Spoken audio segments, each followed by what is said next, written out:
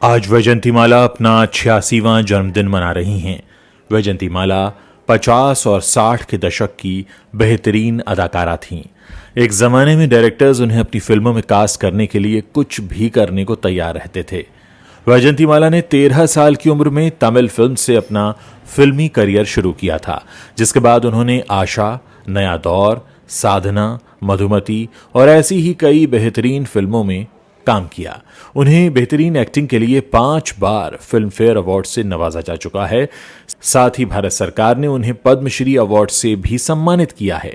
अपने फिल्मी करियर में वैजंतीमाला का नाम कई बड़े एक्टर्स के साथ जुड़ा, पर शादी उन्होंने उनके निमोनिया का इलाज कर रहे डॉक्टर चमनलाल बाली से की। फिर फिल्म इंडस्ट्री छोड़कर अपना ली पॉलिटिक्स की दुनिया। तो चलिए आज इस सुपरस्टार के बर्थडे के मौके पर इनसे जुड़े कुछ दिलचस्प किस्सों पर नजर डालते हैं। वैजंतीमाला का जन्म 13 अगस्त 1936 को एक ब्राह्मण फैमिली में हुआ था। उनकी फैमिली मद्रास में रहती थी। उनके पिता एमडी रमन और मां वसुंधरा देवी थीं। वैजंतीमाला का जब जन्म हुआ उस वक्त उनकी मां वसुंधरा देवी तमिल सिनेमा की मशहूर एक्ट्रेस थीं। उनकी मां ने उस पहली फिल्म में काम किया था जो कि असल में तमिल सिनेमा की पहली सुपरहिट फिल्म कहलाती है। नाम था मंगाबा सबथम। ऐसे में उनके माता पिता के पास बहुत कम समय हुआ करता था और इसी वजह से उनका पालन पोषण उनकी दादी यदुगिरी देवी ने ही किया। वैजंतीमाला को उनके परिवार ने 4 साल की उम्र से ही डांस सिखाना शुरू कर दिया था, जिसके चलते एक समय बाद वैजंतीमाला कथक, कुचिपुड़ी और ओडिशी जैसे कई डांस परफॉर्मेंसेस में महारत हासिल कर चुकी थी। एक दिन वैजंतीमाला चेन्नई गोखले हॉल में भरतनाट्यम की परफॉर्मेंस दे रही थीं। इसी दौरान प्रोड्यूसर एमवी रमन की नजर उन पर पड़ी। तभी एमवी रमन ने मन बना लिया कि उनकी अगली फिल्म की एक्ट्रेस वैजंतीमाला ही होंगी। एमवी रमन ने यह बात वैजंतीमाला के पेरेंट्स को बताई तो वो मान गए, लेकिन उनकी दादी ने वैजंतीमाला को एक्ट्रेस बनने से सख्त मना कर दिया। दरअसल उस वक्त वैजंतीमाला की उम्र सिर्फ 13 साल की थी। ऐसे में उनकी दादी को लगा कि अगर इतनी छोटी उम्र में वो फिल्मों में काम करेंगी तो फिर पढ़ाई कैसे पूरी होगी और फिर डांस की प्रैक्टिस कैसे हो पाएगी। उस वक्त उनकी दादी को प्रोड्यूसर और वैजंतीमाला के पेरेंट्स ने काफी मनाया तो वो मान गई। इस तरह से वैजंतीमाला की पहली तमिल फिल्म वड़कई उन्हें मिल गई। इस फिल्म को खासा पसंद किया गया। फिर जब इसे हिंदी में बनाया गया तो उसमें भी वैजंतीमाला को ही कास्ट किया गया। इस तरह 1951 में फिल्म बहार से उनकी बॉलीवुड में भी एंट्री हो गई। वैजंतीमाला को उनके परफॉर्म किए गए गीतों से खूब सक्सेस मिली। जब उन्होंने फिल्म नागिन में तेरा तन डोले मेरा मन डोले पर परफॉर्म किया तो ये गाना सुपर हिट हो गया। इस गीत ने उन्हें नेशनल स्टार बना दिया। यह फिल्म 1954 की हाईएस्ट ग्रोसिंग फिल्म बन गई। इसके अलावा उनके परफॉर्म किए गए होठों पे ऐसी बात में दबाकर चली आई, बहारों फूल बरसाओ और उड़ें जब जब जुल्फें तेरी, इसके अलावा मैं का करूं राम मुझे बुढ़ा मिल गया जैसे गाने भी जबरदस्त पॉपुलर हुए। ये गीत आज भी लोगों की जुबान पर बसे हुए हैं। इन गीतों ने वैजंतीमाला को रातों रात एक बड़ा स्टार बना दिया था। वैजंतीमाला ऐसी पहली साउथ इंडियन एक्ट्रेस थी जो नेशनल स्टार बनी। वैजंतीमाला 50s और 60s के दशक की टॉप एक्ट्रेस बन चुकी थी। उनकी एक्टिंग और फिल्मों में उनके डांस परफॉर्मेंस को काफी पसंद किया जाता था।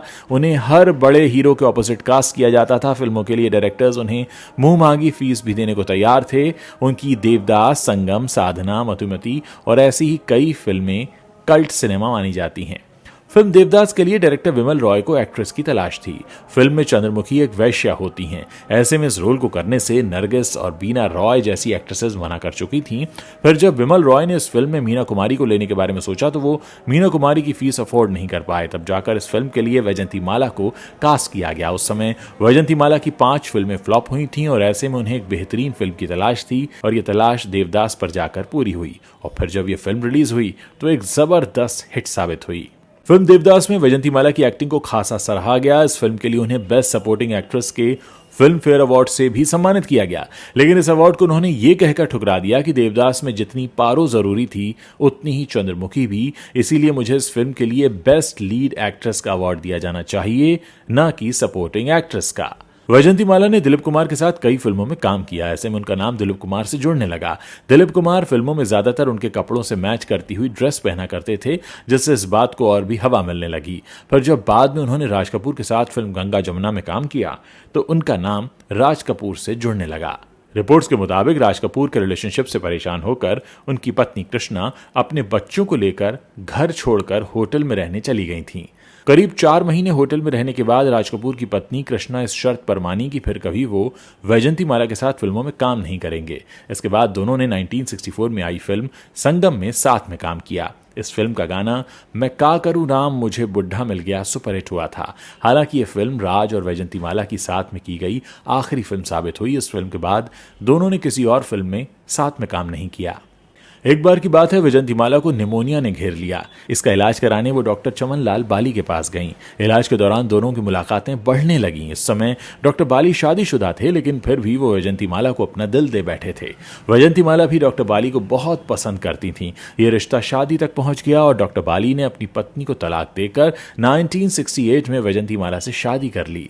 वैजंतीमाला ने शादी के बाद फिल्मों से दूरी बना ली और मुंबई से चेन्नई शिफ्ट हो गईं। हालांकि शादी से पहले उन्होंने जो फिल्में साइन की थी उनकी शूटिंग भी पूरी की। उनकी आखिरी फिल्म थी गंवार, जो सुपरहिट रही। बाद में भी उन्हें कई फिल्मों के ऑफर आए, जिसके लिए डायरेक्टर्स उन्हें मुंह मांगी फीस देने को भी तैयार थे, लेकिन इन फिल्मों को उन्होंने ये कहते हुए ठुकरा दिया कि वो हमेशा लोगों को लीड एक्ट्रेस के तौर पर याद रहना चाहती हैं, इसीलिए वो कभी भी कैरेक्टर रोल नहीं करेंगी। इस कपल का एक बेटा सुचिंद्र बाली है, जो तमिल सिनेमा में काफी एक्टिव हैं।